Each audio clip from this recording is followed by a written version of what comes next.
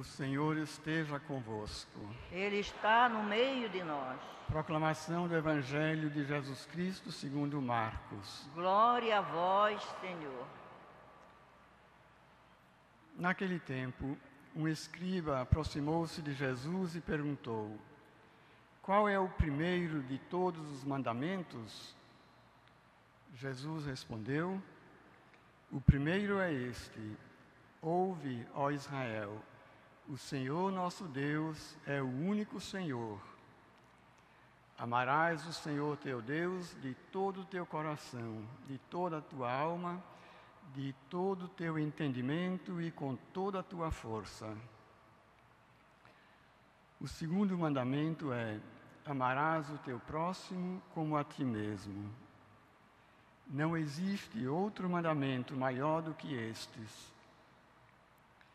O mestre da lei disse a Jesus: muito bem, mestre. Na verdade, é como disseste: Ele é o único Deus e não existe outro além dele. Amá-lo de todo o coração, de toda a mente e com toda a força, e amar o próximo como a si mesmo, é melhor do que todos os holocaustos e sacrifícios.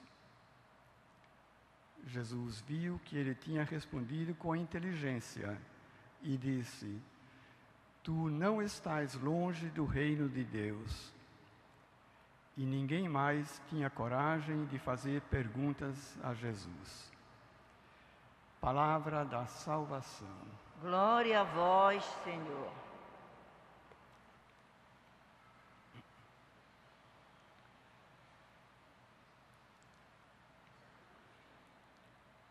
Amanhã, dia 14 de março, terão passado 7 anos da morte de Chiara Lubich, a fundadora do Movimento dos Focolares. E como foi dito no início da missa, agora no final de fevereiro, foi dado o início oficial à causa de beatificação de Chiara Lubich.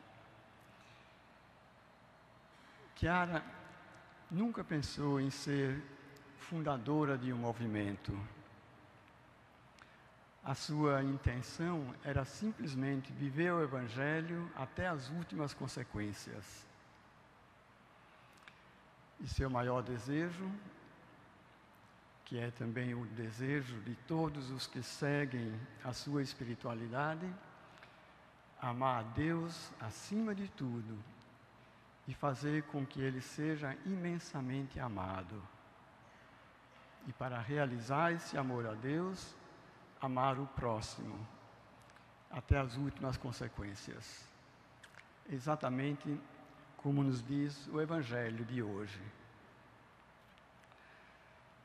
Chiara era uma simples professora no interior da Itália, no norte da Itália, na região de Trento. Durante a Segunda Guerra Mundial, ela viu desmoronar tudo. As bombas destruíam todos os ideais de vida. E ali ela percebeu claramente que existe só um ideal que não passa, que não pode ser destruído, que é Deus. Esse mesmo Deus que ela amava com toda a sua vida, passou a ser o único ideal exclusivo da vida dela. Para encontrar esse Deus, ela lia o Evangelho, as Escrituras. E foi no Evangelho que ela encontrou, aos poucos, essa nova espiritualidade que hoje está espalhada no mundo inteiro. A espiritualidade da unidade. Ela não descobriu um Evangelho novo, mas descobriu novas riquezas no mesmo Evangelho de ontem, de hoje e de sempre. Essa espiritualidade começa com a escolha de Deus.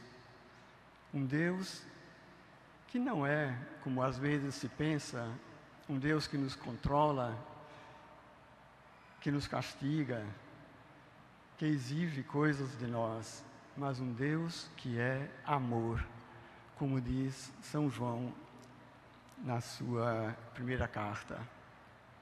Deus é amor e Deus me ama infinitamente. Essa descoberta foi revolucionária e deu sentido a toda a vida, tanto de Chiara como dos que a seguiram depois.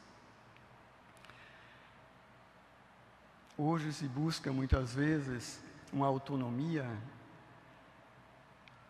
uma liberdade, às vezes levada ao extremo. Eu tenho direito sobre as minhas ações, direito de decidir o que eu quero fazer. No entanto, nós vemos as consequências dessa busca de autonomia, de liberdade, como leva à insatisfação, à criminalidade, às guerras. E foi aí que Chiara viu: melhor do que seguir a própria vontade é seguir a vontade daquele que me criou e que sabe exatamente o que é bom para mim. Seguir a vontade de Deus. Esse é um outro ponto dessa espiritualidade. O próximo, muitas vezes nos caminhos de santificação, era visto como um empecilho no caminho a Deus. O Evangelho nos revelava exatamente o contrário. O próximo é o melhor caminho para chegar a Deus. E se eu conseguir amar o próximo sempre, eu me santifico, eu chego à santidade. Hoje nós vemos os relacionamentos entre as pessoas extremamente fragilizados. Numa sociedade onde tudo é comunicação, é informática, as informações são superabundantes, televisão em casa, internet, os celulares constantemente sendo consultados, e, no entanto, observamos um extremo individualismo. Quanta solidão nas pessoas, falta de relacionamento. E aqui também o Evangelho nos propõe: amai-vos uns aos outros como eu vos amei. Ninguém tem maior amor do que quem dá a vida pelo seu irmão. E Jesus promete a esse amor, quando se torna mútuo, a presença dele, onde 2 ou 3 estão unidos no meu nome, eu estou no meio deles. O amor mútuo, portanto, mais um ponto dessa espiritualidade da unidade. A Eucaristia, um outro ponto. A Eucaristia, que infelizmente às vezes se resume numa devoção eucarística, e, no entanto, é um tesouro mais precioso da Igreja. O tesouro que pode transformar a humanidade, porque ela pode divinizar o homem. À medida que recebemos o Cristo Eucarístico, vamos nos divinizando, nos transformando nele. E isso possibilita a unidade, na medida que tanto eu, você, cada um que recebe o corpo de Cristo, vai se transformando no próprio Cristo.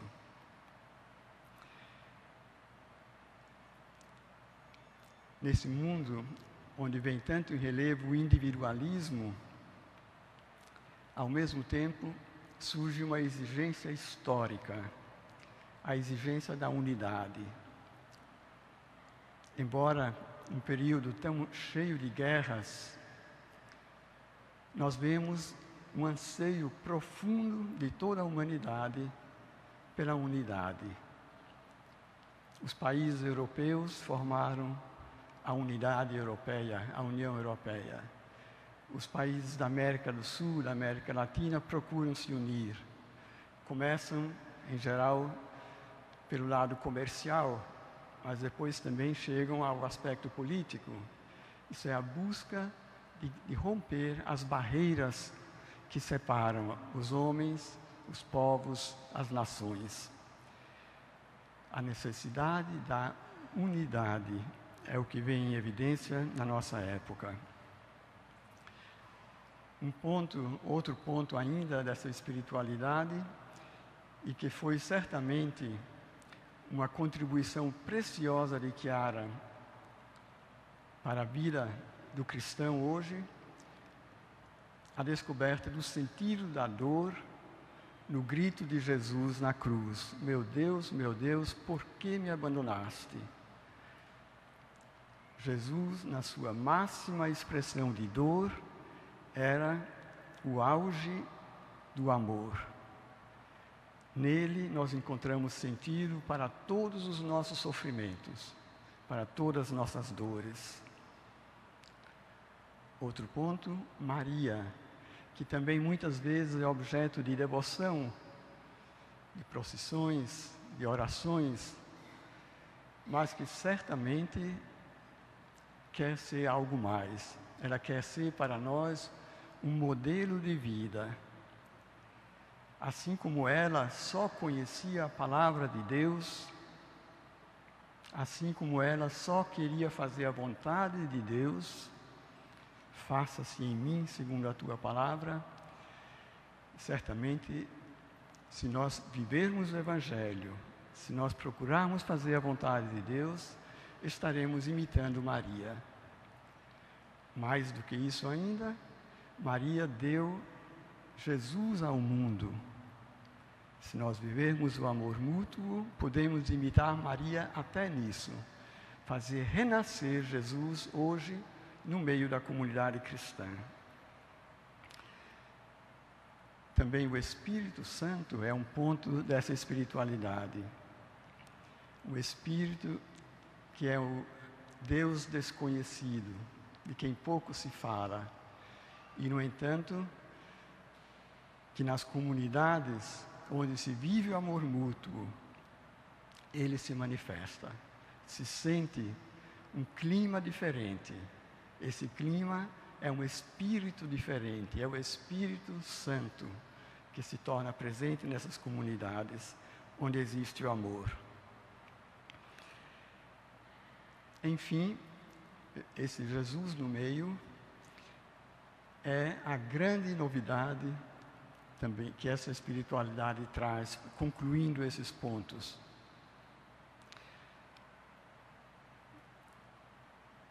Se buscou durante muitos séculos a santidade individual.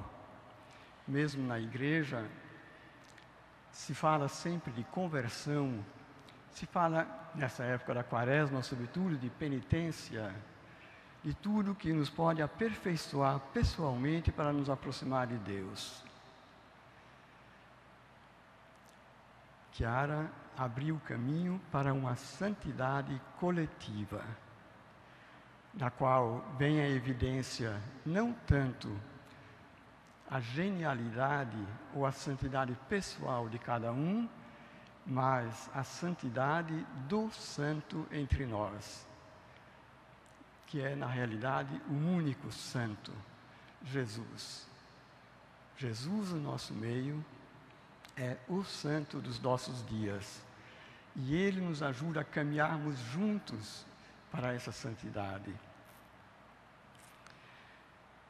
Vivendo dessa forma, Chiara fez nascer o movimento dos focolares, que levou multidões a uma transformação pessoal, a uma conversão, a descobrir novas vocações na igreja, e também a uma grande influência social em todos os âmbitos, na economia, na política, no direito, na cultura, pedagogia, na arte, no esporte, na comunicação, na saúde, na psicologia.